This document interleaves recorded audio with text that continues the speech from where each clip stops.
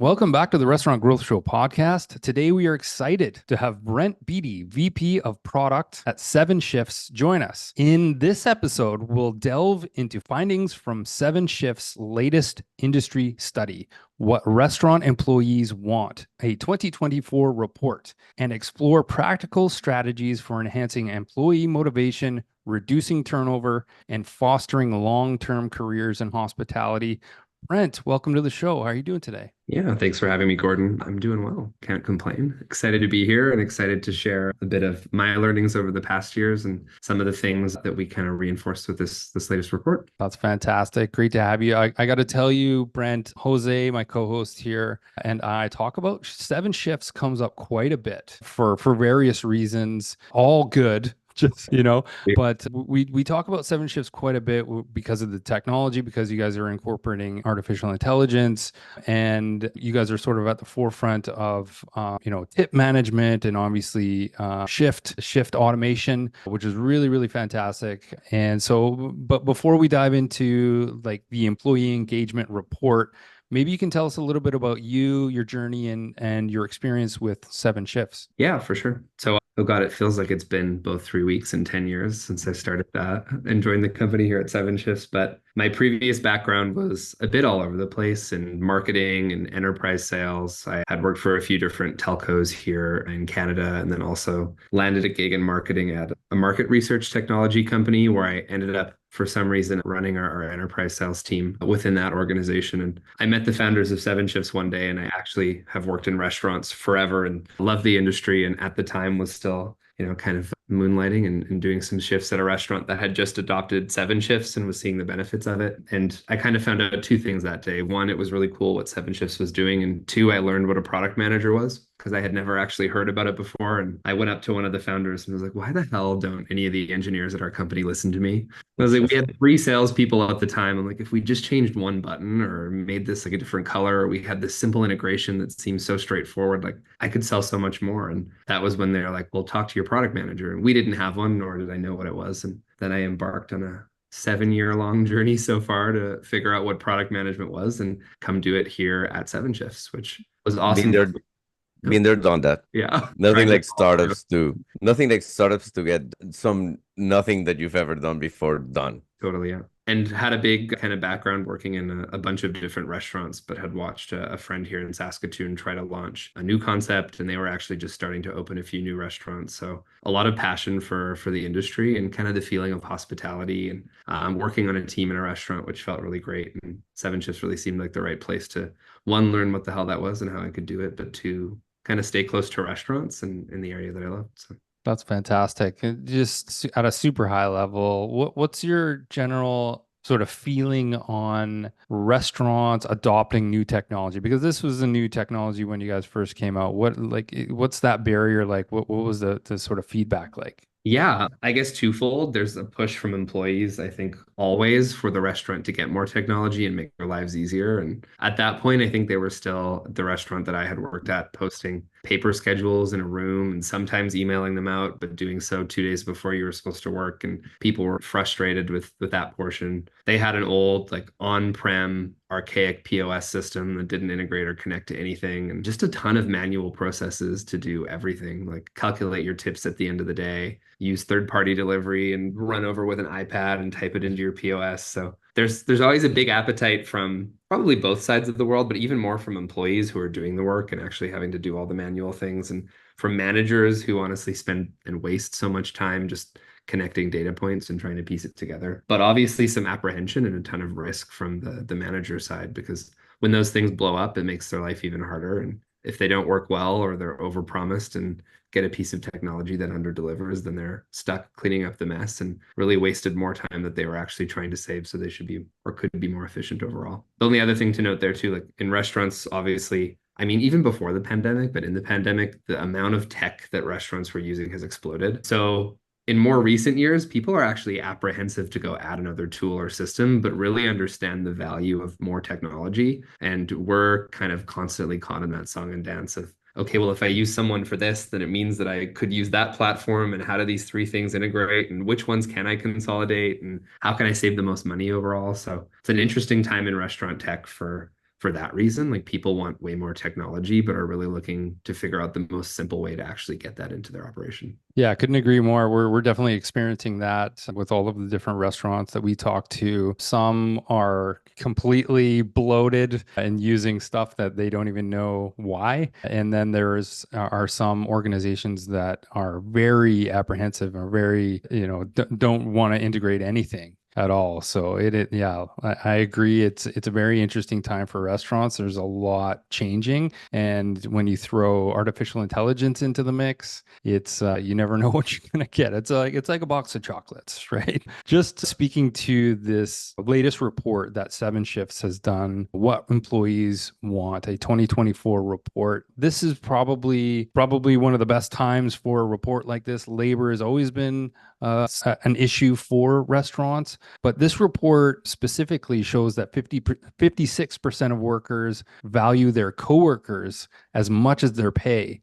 I'm wondering, Brent, how can managers create a supportive team environment to boost motivation and retention?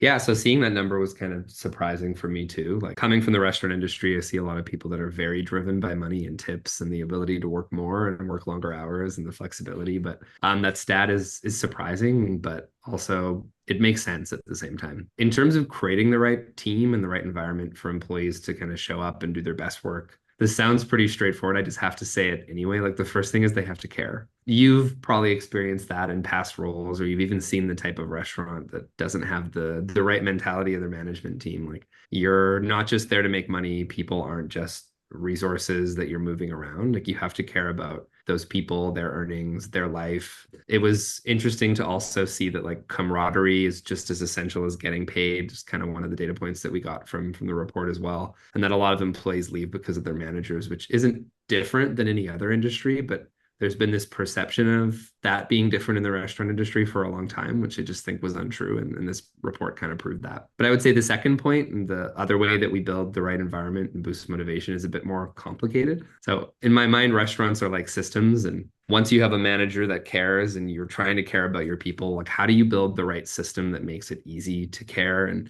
that helps you run your restaurant efficiently, especially in an industry where employees are often taken advantage of and asked to work 6 hours a week and 10-hour days and work split shifts, and an industry where we don't have enough labor to work. So it's hard to actually find people. And even when we do find people, it's harder to make the wages of that staff and their benefits actually fair and in their favor when, we have to hire more people to fill shifts or have to overhire or kind of change how we're operating in order to even run efficiently or effectively in the current environment. So what I would say is like operators are being squeezed from all sides constantly. So the second most important thing aside from caring is how we balance all those things, I think, is creativity. And creativity sometimes looks different for different organizations, but when I think about it, it may mean changing your business model. We've heard from a lot of different operators that are looking at their mix of table service or takeout or third-party delivery to really figure out how they can maximize the revenue the restaurant's running, but maximize how many people they're bringing in the door and what they're spending so that they can change what they pay people and how they schedule people and who they need scheduled in each area and in certain areas. But that creativity may look like changing your fee structure. So we see other businesses looking at,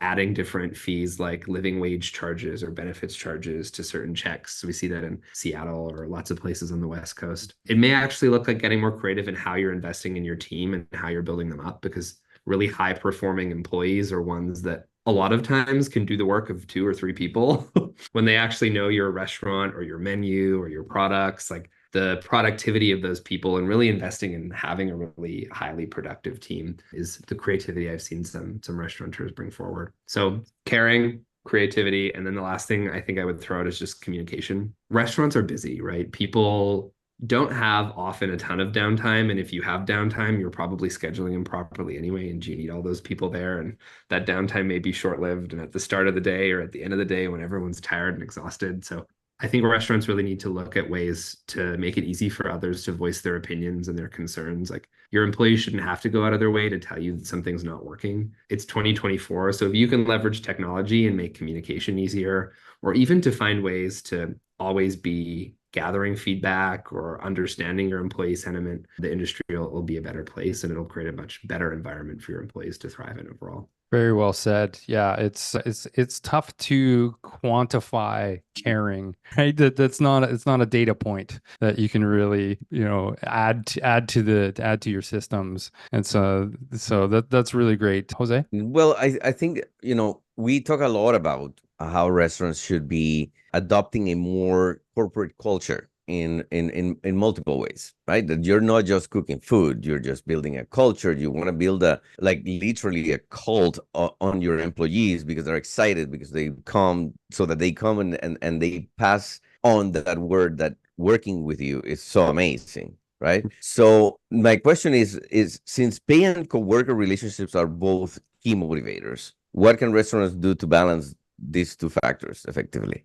Yeah, well, I think a lot of the things that we talked about above are really relevant, but I said it already and I'll say it again. Like a big part of having a successful restaurant and a successful day in the restaurant is building effective systems. So as soon as one thing in that system goes wrong, it makes it so much harder for everything else to be successful and run properly. So when we talk about balancing kind of people, but also balancing things like pay, the right way is actually having a plan to balance those things beforehand and then sticking to that plan and building the right systems that have a little bit of, what's the right word here, like give in them. It's not coming to mind overall, but Let me maybe tip something into it. You said communications. Communication is critical in this, right? And in one of our episodes, we've had experts in management, but one of them was saying that technology is the key to communication, because one thing that we don't consider is that when you're using the same tool, you're communicating with the rest of the team. So what makes it there? yeah, for sure. So yeah, to kind of go back to the point that I touched on originally there too, that technology is part of the system that you're building, and how you react and respond to different inputs and activity in the system are really important. So in the current world, like, yeah, we can go throw a piece of technology at anything, and that doesn't quite solve the whole problem. How people use that, how they leverage it, how they're being pushed to use it and leverage it, and then also how operators and business owners are actually reacting and responding to the inputs and data that they're getting from those tools is really important. So one big part of balance here and balancing pay and coworker happiness and relationships really comes back to how we schedule and manage our labor in restaurants. So as an owner, like, you're constantly looking at different levers you can pull to reduce costs. And one of the biggest things you can actually do is properly predict your demand for the restaurant and then use that prediction to staff your restaurant accordingly, and then adapt to changing factors and things like weather or sick time, Right. Employee changes to their own schedule. So I want to relate that back to the system that we talked about before. Like, having a plan beforehand is the right way to balance these two things, and then implementing the right technology, but as operators, actually using that technology to its full ability and being reactive to the data and inputs that are coming out of it can help you as a restaurant maximize your efficiency and minimize the amount of money that you're spending on people and all these things, and those systems included, so that you actually have space in your budget or in your operations for your restaurant to invest more in your people in the right way. So you have to build a plan beforehand. You have to actually use your tools and systems to help you both stick to and adapt to that plan. And then hopefully that plan puts you in a position where you have a budget for your restaurant that is balanced and lets you take some of those cost savings or the reductions that hopefully you're using all those systems to drive, and lets you be more articulate about where you're reinvesting them and how you're reinvesting in them. And I have not heard a single restaurant in the last 5 years maybe who's taken that money and invested it back into their people in the right way who regretted it or would have done something differently. Interesting, because we launched a feature at 7shifts, it was 6 years ago. It was one of the first things I worked on way back in the day here. And it was just a simple feature asking employees like what they thought about their day. And we were trying to build this always on tool that was part of the 7shift system that helped you gauge employee happiness. And ultimately what we were trying to connect that back to was the schedule you're building and the demand that you predicted. And there were two things that every unhappy employee said, or the number two reasons. The first one was we were understaffed because people are way more frantic and pissed off if you don't have enough people to meet demand. But the second one was we were overstaffed, because in a lot of restaurant scenarios, that means I feel like I don't need to be here and we're not making tips or money. So why the hell are there 8 people on? And so, yeah, one big part of that system that we've kind of mentioned already, you have to build a plan, use your tools to stick to the plan, actually really relates to how you staff all the members of your team. And if that is imbalanced, everything else gets out of whack, because all your margins are out of whack and your people are unhappy and they're coming and going and expecting something different. So it's just so important,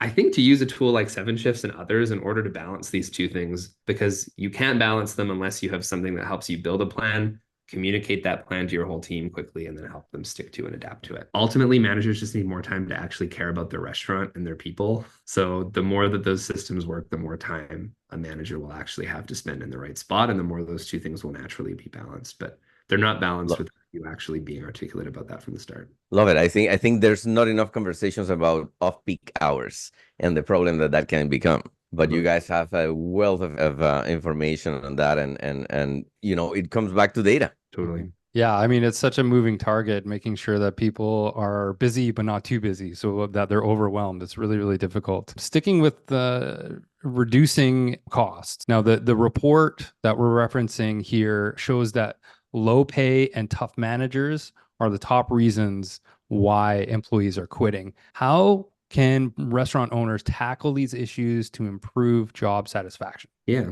So again, we touched on a whole bunch of those things above, but to frame them a little bit differently, everything in that restaurant is a system. Low pay often comes from an improperly managed restaurant operation, and one that isn't investing their time in the right places. So I'll just say that to start. Like, the way to tackle low pay is to figure out how you build a business model that lets you pay your people a bit more. And that is way harder in some regions and in some areas, but investing time there and really optimizing that part of your operation will help you reduce turnover and make your employees happier. But I would say on the manager front, like, tough managers are ones who are overwhelmed. They're the ones who can't actually take time out of their day to be more deliberate and talk to their staff, and who can't care because they don't have the headspace to, or don't understand everything that's going on, or they don't have a handle on all those different levers and things they can pull on to really run their business effectively. So obviously, different technologies and pieces of software in that system are really important. Reserving more of that manager's day or more of their headspace in order to actually truly care about those things that will help improve the employee experience and ultimately just help the restaurant run more efficiently overall. And then the last thing I would just say is, you're not always going to get everything right. So yeah, we have fluctuating pay because a big portion of pay comes from tips, and a big portion of tips comes from how well you're serving customers and how busy the restaurant is. That may get off whack and not be working. You may have managers that aren't being as effective, or systems that are breaking because everything is dynamic in restaurants. Your food costs, your people, your business level, your employees. What you have to do is really keep a good pulse on how all those things are impacting your team and your staff. And if there are things that you can build into your system, or ways that you can kind of turn on autopilot to really understand how that's impacting your team and what your thoughts on that are, you'll be better off overall. Because then you're actually responding in more real time, and you're not after the fact, after all those things went wrong, trying to figure out where everyone's head is at and how things are going. So the more you can build those proper outlets with your staff and your managers, and depending on what level you're at, your GMs or your owners, the more you can actually understand those challenges in real time, and the more you can get ahead of them before they turn into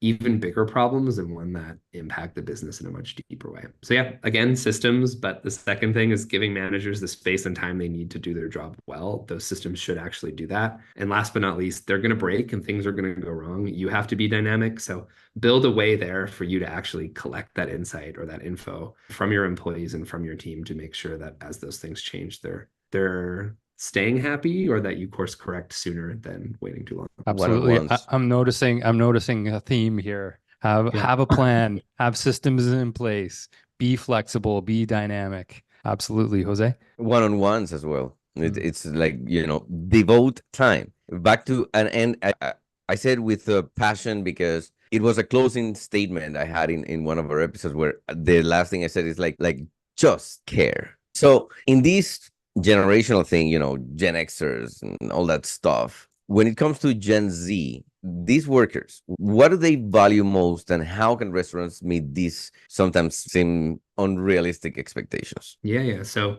the trend that we saw in the data we gathered for the Gen Z group of people is that 61% or close to that actually rank their coworkers as their top motivators at daily work. And I think it was close to 40% of them actually said positive customer feedback was the thing that motivated them the most. Wow. And so getting into the workforce earlier, or being a little bit younger in tenure, I think those things are always kind of true, but that trend is definitely increasing, or that number is a lot higher than I thought it would be, specifically for the Gen Z cohort as well. So meeting their expectations, I think, actually involves a lot of what we've talked about overall here too: running an effective restaurant, building the right systems, but even looking at ways that you can kind of personalize your tactics or the way you run your restaurant to where those employees are at in their life and what their expectations are. So in the report, we also talked about things like flexibility and direct recognition, the amount of shifts you're actually being scheduled, whether they be too large or not enough, but also things like life circumstances, the physical demands of work, all being things that piece together to create an experience for each employee that is unique and is a bit different. I think the expectation from the younger generation is that with all the data we have and all the info and intel we have about the world and about individual employees and about our business, that if we care, we are leveraging and actually using all that info in the right way and in a way that helps you care about that individual in the way that they need. And so obviously there's some big trends here overall, and Gen Zs care a lot more about their coworkers and are motivated in a different way than maybe other people that were surveyed. But I think that really comes down to actually understanding each person's unique perspective. And I will even want to relate this back to our overall topic: building a system that makes the right person accountable for caring in that way and makes it easy for them to understand and care in that way. And that all comes back to leveraging technology, piecing those different pieces of technology together in the right way too. It's like dating and caring. It's like the robotic side and the human side. Oh, like clashing. No, just make it work. Make it work.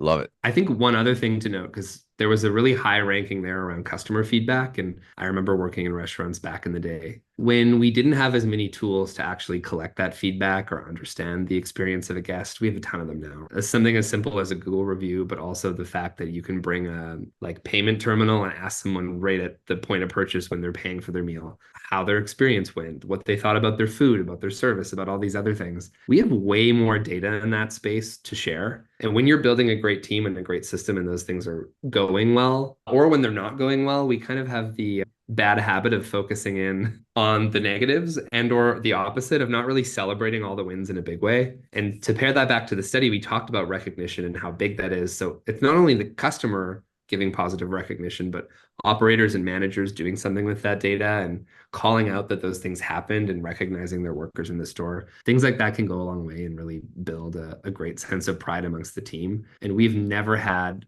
as much of that information or data than we do at the current time, given current technology and everything too. Nice. It definitely is calling for restaurants to step up to become more like corporate, more like, like some of the things that we're talking about is like, if you had an HR department, if you had it and it's like, no, there's ways of building these systems in, and they're just going to be so much more powerful in impacting the culture of a restaurant and becoming such like a full organization. It's fascinating. Gordon? Yeah. Switching gears a little bit here, Brent, and talking about long-term careers. Do restaurant workers see hospitality as a long-term career? And what can restaurants do to support this? Yeah. So back in the day when I started at 7shifts, and not that we've abandoned this, but it was just framed a little bit differently. Like, our goal was to make the restaurant industry a long-term career path for more people. Like, that was actually one of our mission and vision. And it's slightly changed now, where we're talking more about building great teams and what that means for both the restaurant, but the individual employee. Yeah, I think restaurant workers do see hospitality as a long-term career path.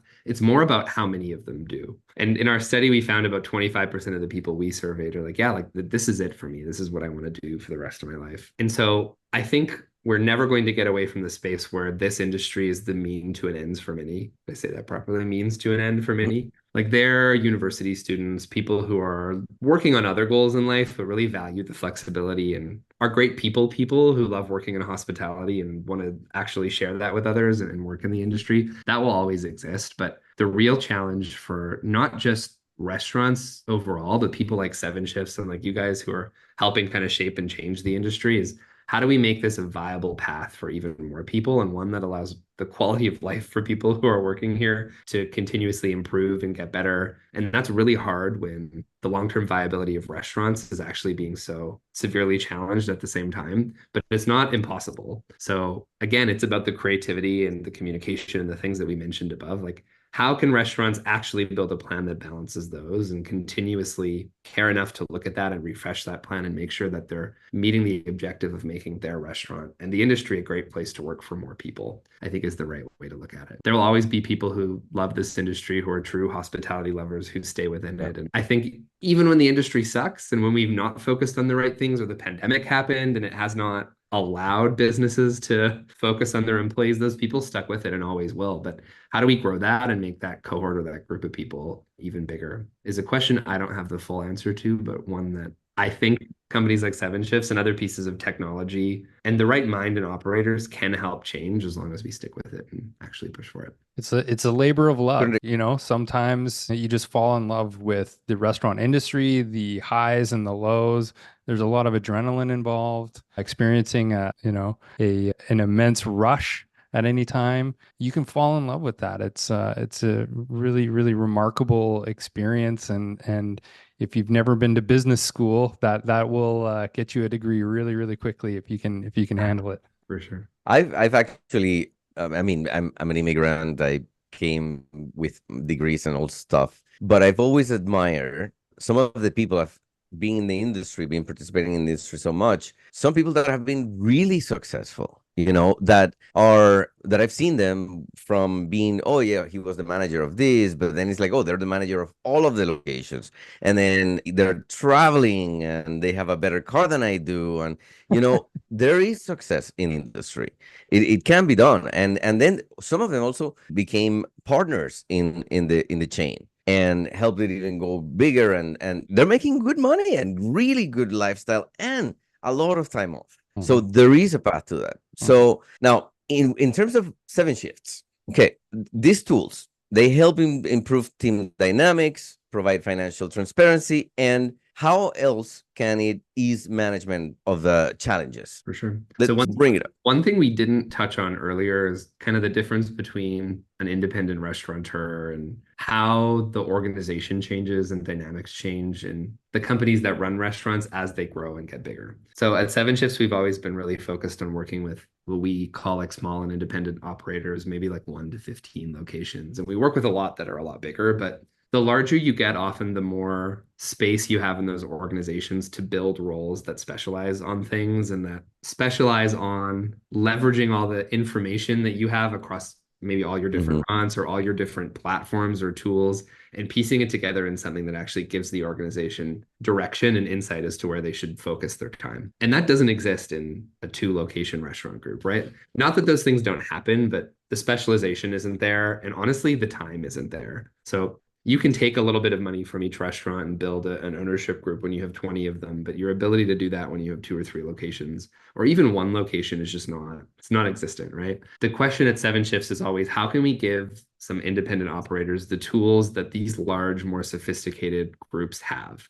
And how do we do that in a way that actually is turnkey and super easy for these operators to understand, because they don't want to sit here and stare at a tool and trying to figure out what every data point means and how we got there. They actually just want a number and they want a path forward or to be pushed in a certain direction. So we've focused a lot on easing the challenge of management by giving people who wouldn't traditionally have access to all of this data and the insights that come from piecing data from different systems together to every operator, and in a way that's easy to digest and easy to understand. The number one asset I think every small restaurant really has is the time of its managers and its owners and operators. And not that frontline staff aren't important, it's just we know where all their time is being spent. And that's probably not going to change. But for a manager, like, you can't throw more bodies at that problem and hire more layers of more people when you're not earning enough money to support that. So we're looking for ways to make that level of the restaurant more efficient and to have them spend way less time on tasks that don't truly have an impact on the business, gathering info, working in spreadsheets with like, let's pair that piece of data with the other one.